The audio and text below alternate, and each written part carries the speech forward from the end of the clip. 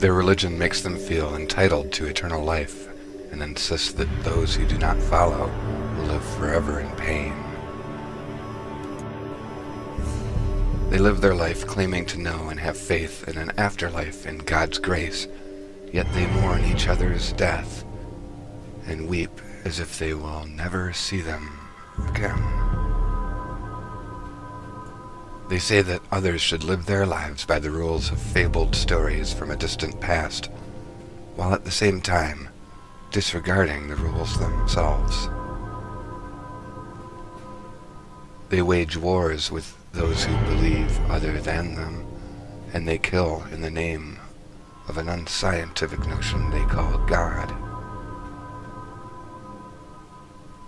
They murder, maim, ravage, steal, violate, and torture the same as their alleged devil, and expect to be forgiven and justified for upholding a cause that their maker is not even present for.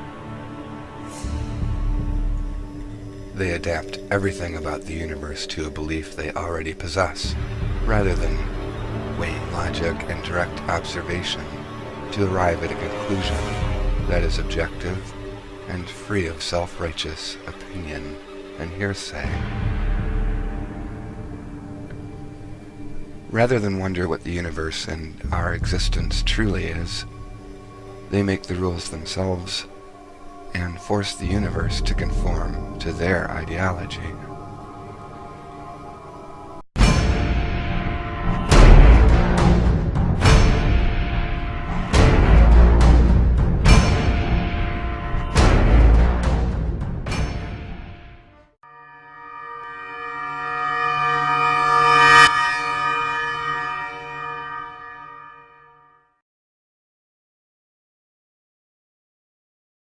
Yeah, but I wonder what created you.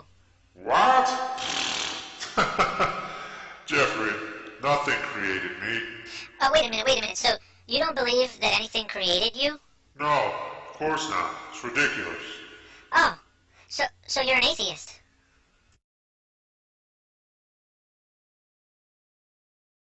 Come here, you little motherfucker.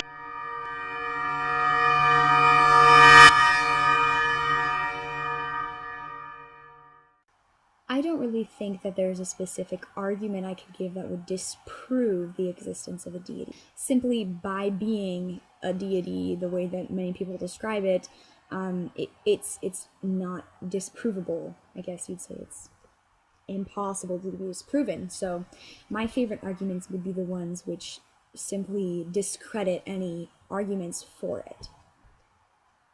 Essentially, any god that a person could come up with has the same chances of existing as a god that I could come up with.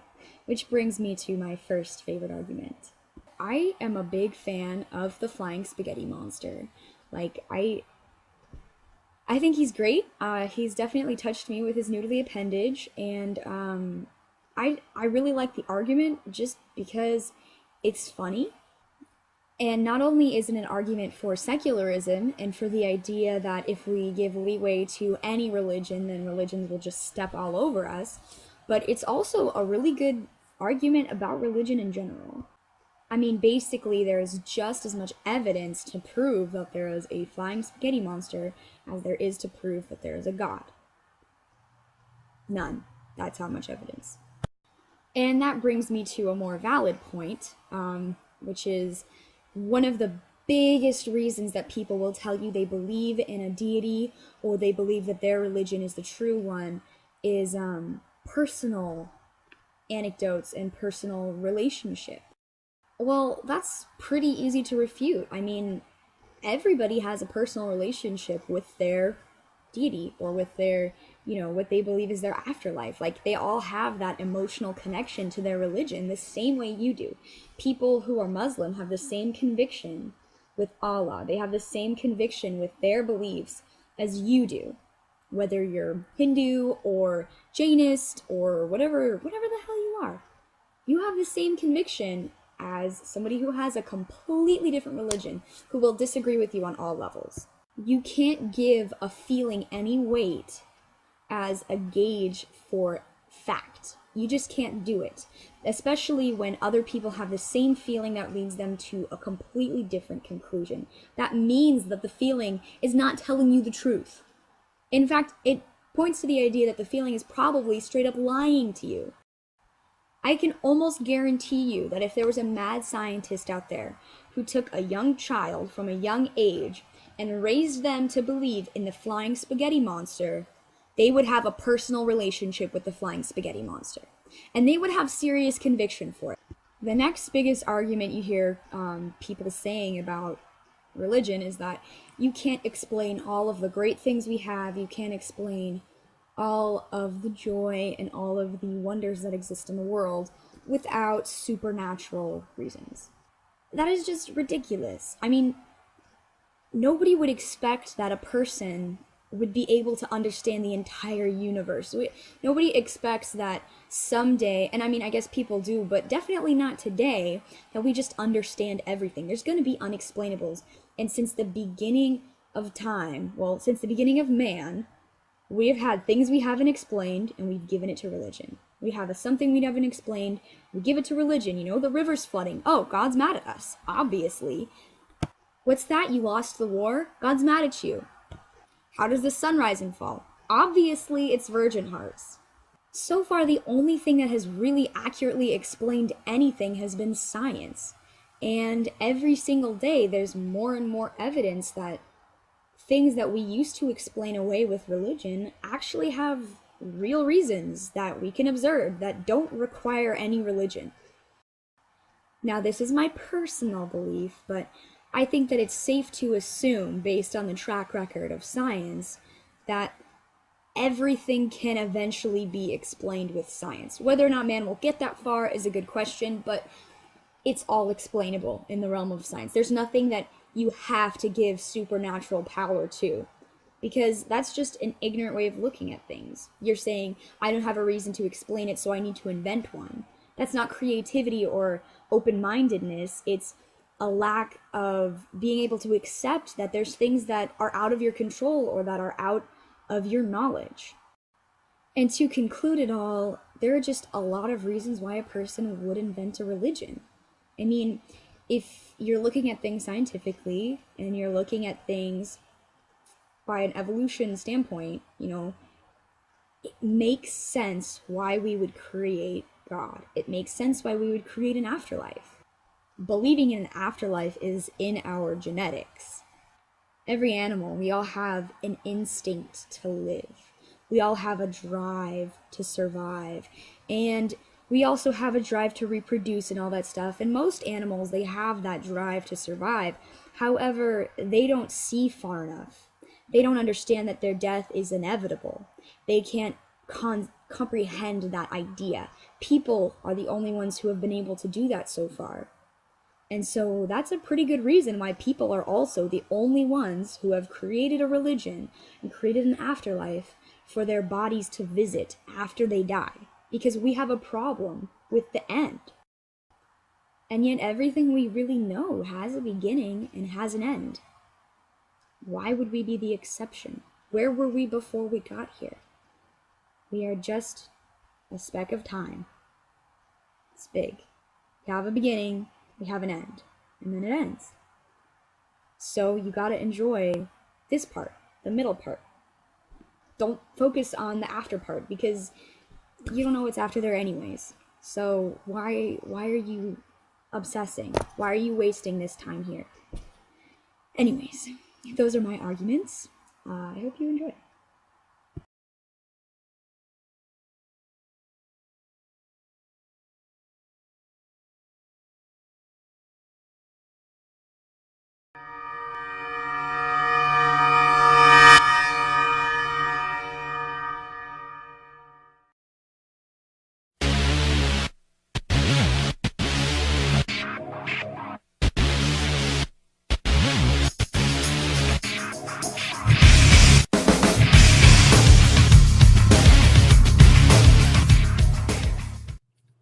When trying to have the God debate or the discussion about the existence of gods and things like that with people, I really try to be as honest as possible in these debates.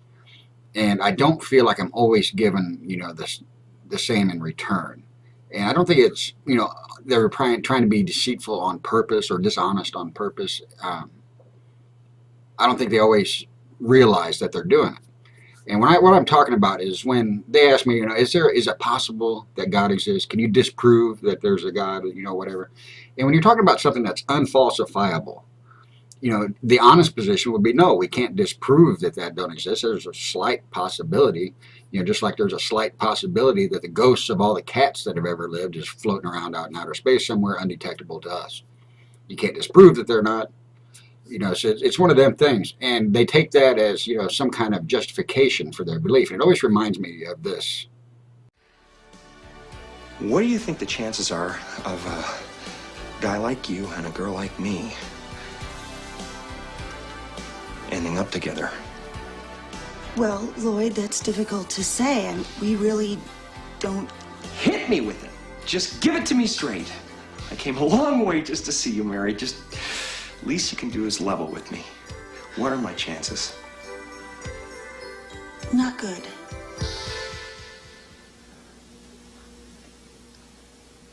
You mean not good like 1 out of 100? I'd say more like 1 out of 1,000,000.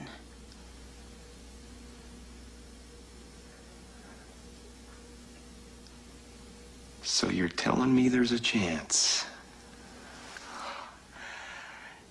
Yeah! And they don't quite grasp that, they're holding a kind of idiotic position. And when I discuss this with people, I use some pretty blunt terms, and people think I tend to make fun of them or I'm belittling their beliefs or whatever. And that's not my intention. It might turn out that way just because I'm simply pointing out the obvious. And so when it comes to any of these debates or any of these arguments that we're presented with, for the existence of gods, like William Lane Craig with his Kalam cosmological argument, or the argument for morality, any of these arguments, they all boil down to one word.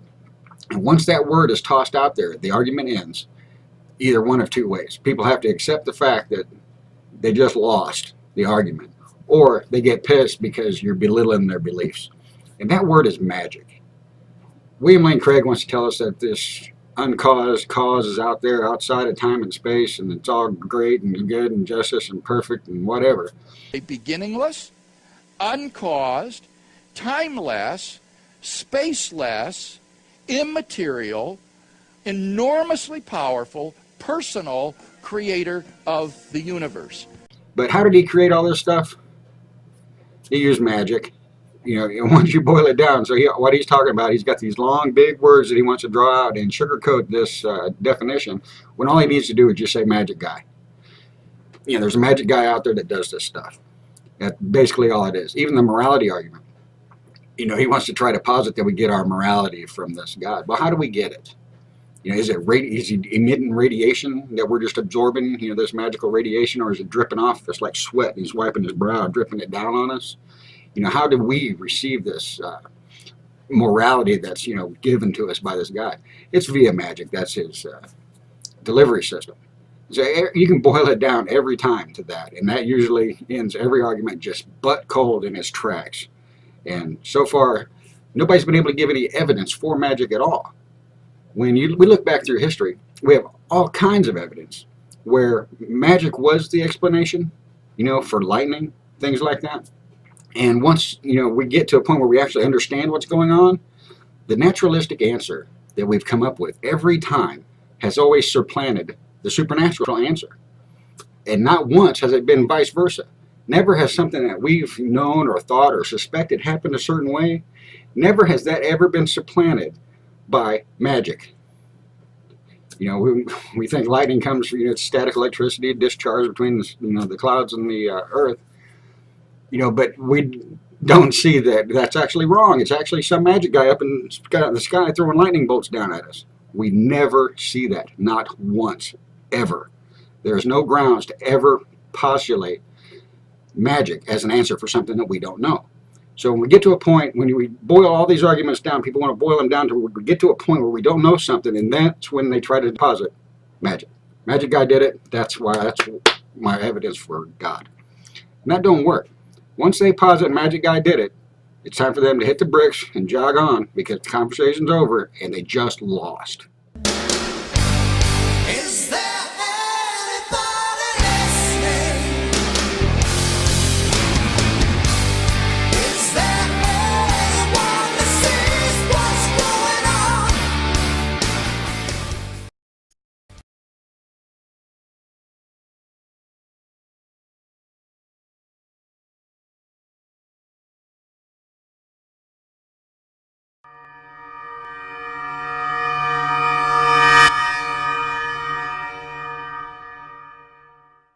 I want to do just a fast tirade on stupid design, and this will be fast.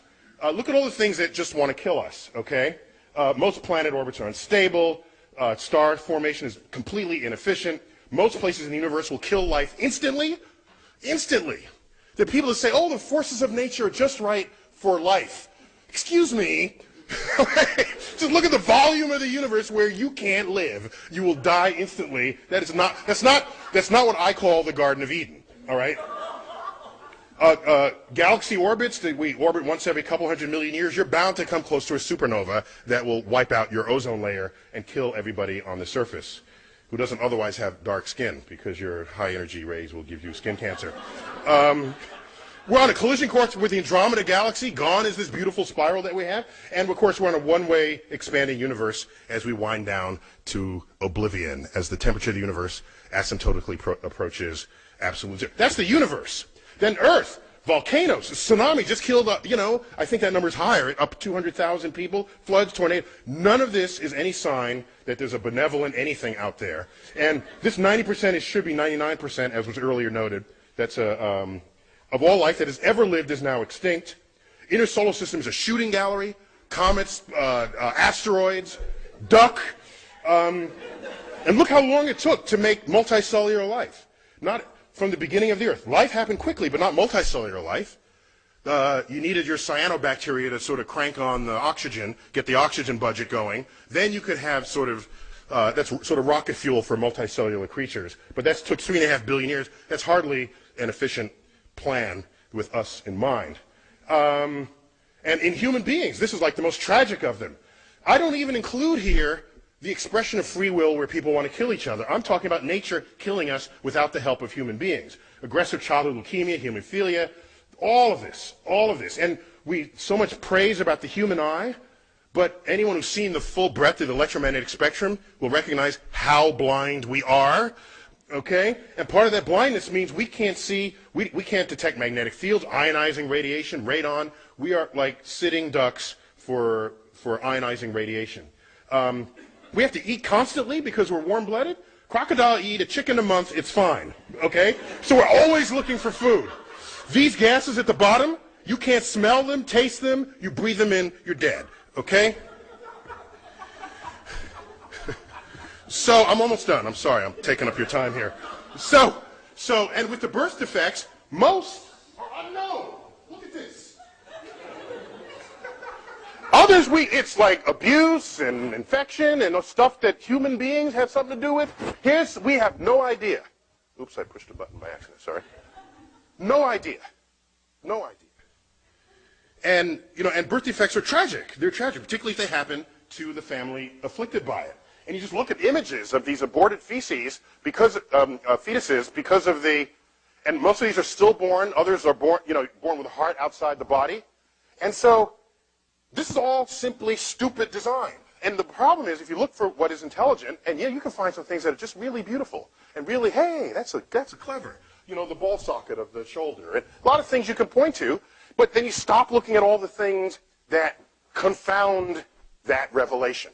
And so if I came upon a frozen waterfall and it just struck me for all its beauty, I would then turn over the rock and try to find a millipede, okay, or some kind of deadly newt, and then put that in context and realize, of course, the universe is not here for us, for any singular purpose. My favorite of all is, of course, you eat, breathe, eat, and drink through the same hole in your body, guaranteeing that some percent of us will choke to death every year, okay?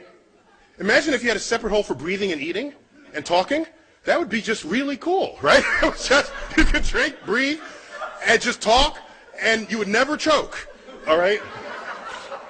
And it's not a hard request. Dolphins breathe and eat through different holes in their body. And that's a mammal. So I'm not, you know, this is like Santa Claus could bring this one. And this one, of course, my favorite of all, like, what's this going on between our legs, right? As you've heard, you heard it. It's like an entertainment complex in the middle of a sewage system. No engineer would design that at all.